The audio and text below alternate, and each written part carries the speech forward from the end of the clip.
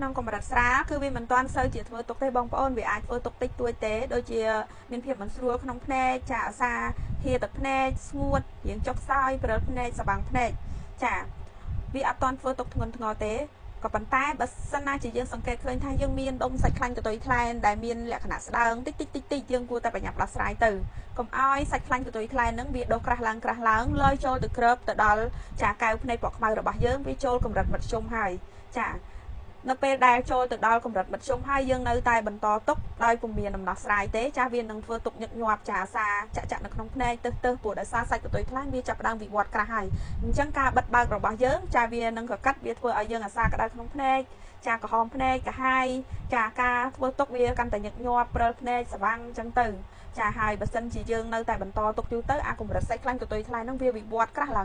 ងចាបើសិនជាវាមានការរលាកទៀតវានឹងចាវិវត្តកាន់តែលឿនឡើយចូលទៅគ្របទៅដល់បាំងប្រស្រីកូនក្រមុំយើងនឹងមើលលែងសូវច្បាស់ហើយអាការៈធ្វើទុករឹតតែញឹកញាប់មិនត្រឹមតែប៉ុណ្ណោះចាវាអាចវិវត្តទៅជាបញ្ហាភ្នែកផ្សេងទៀតដូចជាធ្វើឲ្យយើងចុកខ្សោយសរសៃបាតភ្នែកឬចាធ្វើឲ្យយើងមានបញ្ហាបង្កទៅជាបញ្ហាភ្នែកឡើងបាយអញ្ចឹងបងប្អូនដែលគាត់មានបញ្ហាភ្នែកចាសូមកុំចេះតែបញ្ជាពេលយូរទៅចាយើងឆាប់ផ្ដើមចារកដំណោះស្រាយទាន់កម្រិតតិចតួចចាកម្រិតតិចតួចយើងដឹងហើយថាយើងប្រើប្រាស់ផលិតផលឬក៏យើងទទួលការព្យាបាលគឺវាឆាប់បាត់ចាបើសិនជាបងប្អូនមិនមានញឹកមិនមានពេលទៅមន្ទីរពេទ្យនៅក្នុងការព្យាបាលភ្នែកដល់កន្ទុយថ្លែនចាថ្ងៃនេះនាងខ្ញុំក៏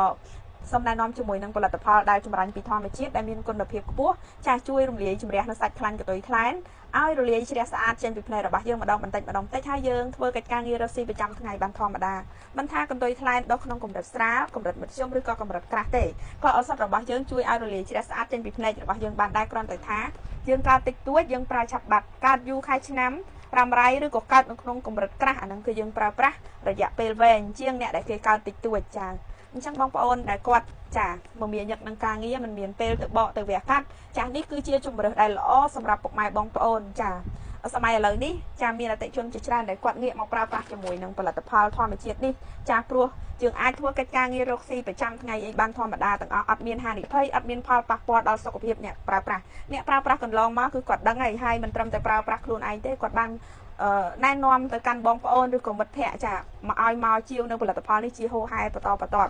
ចាឲ្យគាត់រក្សាលេខយើងទុកចាឡើង3 4 5ឆ្នាំចាគាត់ណែនាំទៅមិត្តភ័ក្តិគាត់បន្ថែមទៀតអញ្ចឹងណាចាអញ្ចឹងបងប្អូនដែលគាត់មានបញ្ហាសុខភាពភ្នែកចាចាប់អារម្មណ៍ជាមួយនឹងផលិតផលនេះអាចទំនាក់ទំនងមកកាន់ខាងនាងខ្ញុំបានដើម្បីសាកសួរព័ត៌មានលម្អិតតាមរយៈលេខ068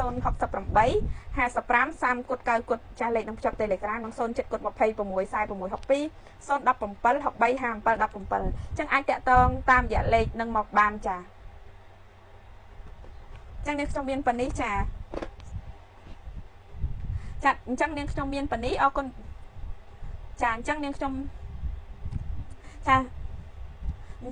មានប៉ុណ្នេះជូនបងប្អូនចាសូមអរគុណ